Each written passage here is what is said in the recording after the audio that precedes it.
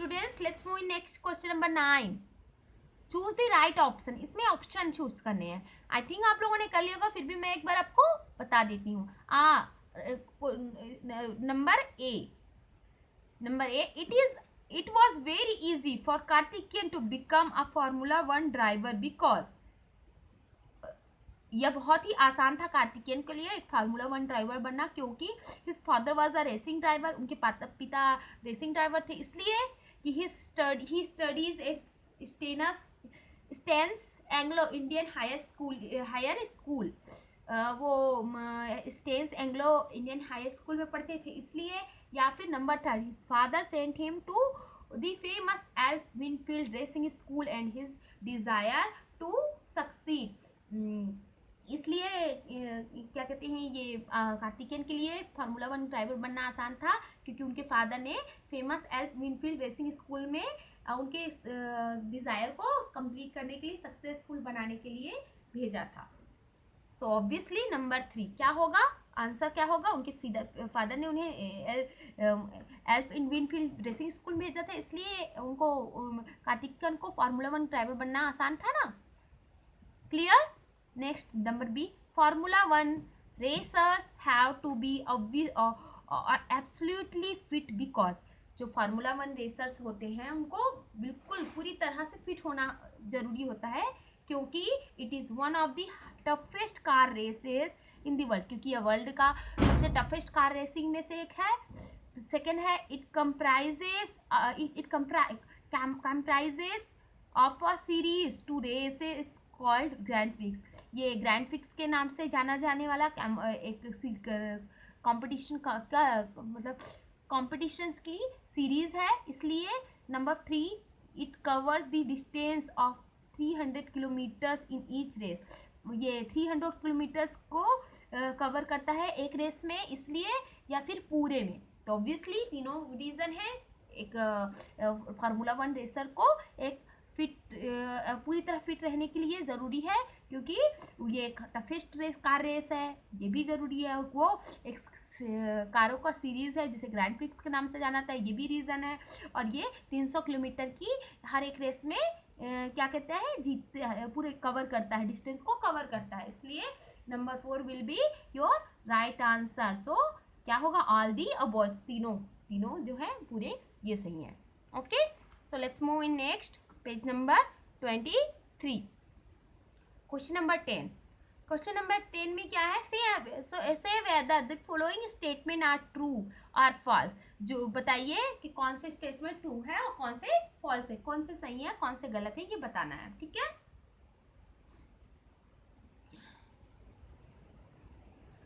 ए question number 10 का A. Narayan was the first and only Indian to win the Formula Asia championship.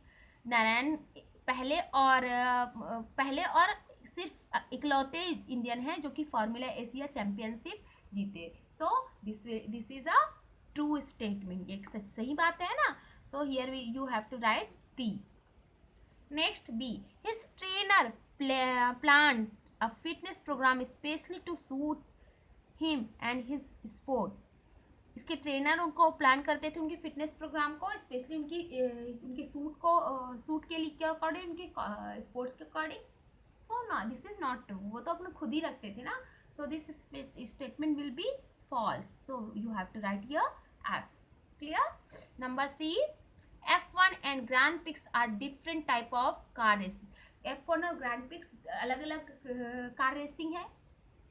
It is not true. Actually F1 को ही grand prix कहा जाता है, F1 जैसी car racing को ही grand prix कहा जाता है ना. So this statement is also false. So we have to write here F. Clear. Number D.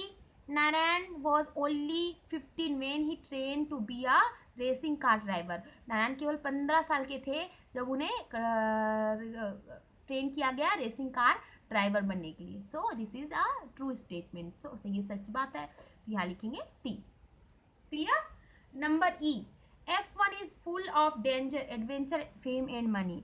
F1 जो है वो डेंजरस भी है, एडवेंचर है और पैसे और प्रसिद्धि फेम से भरा पूरा है. So this is also a true statement. So we have to write here T. Clear? Number F. Narayan follows a regular physical fitness and strict diet. Narayan हम रेगुलरली क्या फिजिकल फिटनेस के लिए स्ट्रिक्ट डाइट फॉलो करते हैं. So yes, this is also a true statement, so we have to write here T. Number G. F1 drivers need strong neck, upper body and leg muscles to control the high speed cars. Yes, F1 की जो driver होते हैं उनकी strong गर्दन चाहिए होती है, upper body strong होनी चाहिए और लेग के मसल्स भी लेग में मसल्स भी स्ट्रॉन्ग होने चाहिए क्योंकि उनको कंट्रोल करना होता है, हाई स्पीड कार को कंट्रोल करना होता है. This is also a true statement, so we have to write here T. So students, is it clear? Now let's move next exercise, that is use these words. यहाँ पर box पे कुछ words दिए हुए हैं, fill in the blanks with the words given in the box. Box में दिए हुए उसको हमें यहाँ फिल करना है. तो first of all let's read these words and let's know the meaning of these words. चलो हम इसकी मीनिंग पहले देखते हैं और ये वर्ड्स पढ़ते हैं ना. पोडियम वो एक प्लेस होता है जहाँ पर प्लेयर्स थोड़ा टाइम रेस्ट करने के लिए रुकते हैं, या फिर ऐसा स्टेज होता है जहाँ पर कुछ जैसे क्रिकेट होता है ना, उसके बाद कुछ इंटरव्यूज वगैरह के लिए कुछ क्या बोलते हैं जर्नलिस्ट आके कुछ क्वेश्चन करते हैं तो बताते हैं, तो जहाँ पर जो खड़े होते हैं उसे पोडियम कहा जाता है. क्लियर? ट्रेमेंडियस मतलब असाधारण, बहुत ज्यादा मेहनत वाला है ना. और इंटेंस मतलब किसी चीज को योजना बनाना. फिजिकल मतलब बॉडी वाला, जो फिजिकल होता है ना हमारी पूरी बॉडी वाली.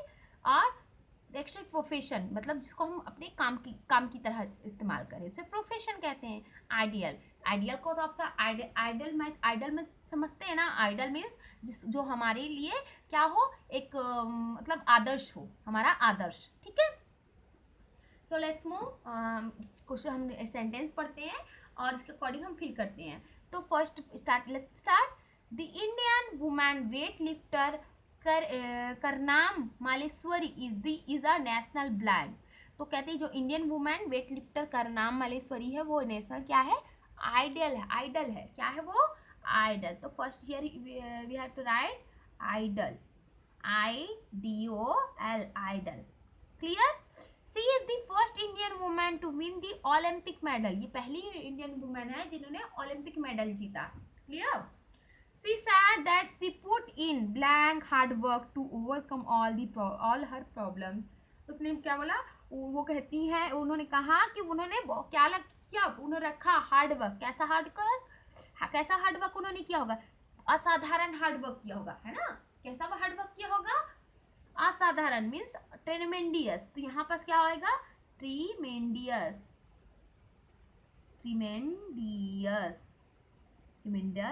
Tremendous hard work to overcome all the problem. सारी प्रॉब्लम्स ओवरकम करने के लिए उन्होंने ट्रीमेंडियस हार्ड वर्क किया. Clear? Is it clear? Next, she underwent blank training to build up her stamina. अपने स्टेमिना को बढ़ाने के लिए उसने क्या किया उसने टफ क्या किया, फिजिकल ट्रेनिंग ली. क्या ली, फिजिकल ट्रेनिंग. तो ये will be physical.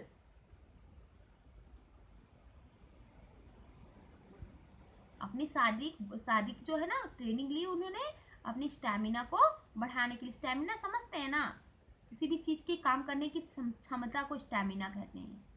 Clear? Maleswari felt very proud to stand at the blank to make a speech.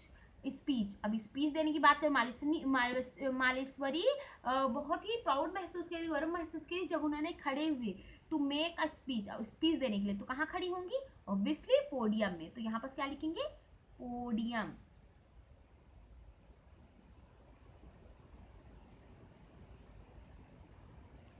Is it clear? Podium to make a speech when she won the Olympics. Podium. Is it clear, students? When she won the Olympic medal for India. जब उन्होंने Olympic medal जीता था India के लिए, तब उन्हें बहुत proud हुआ जब वो पोडियम में स्पीच देने के लिए खड़ी हुई. Clear? Last, this confident woman says that she would not let anything come in the way of her successful plan, obviously profession। यहाँ पर योजना जैसी कोई चीज तो आ नहीं रही, तो क्या आएगा, profession.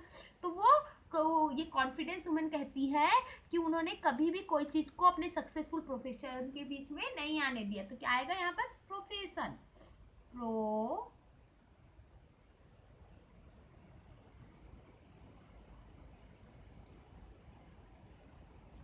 Profession. Is it clear students?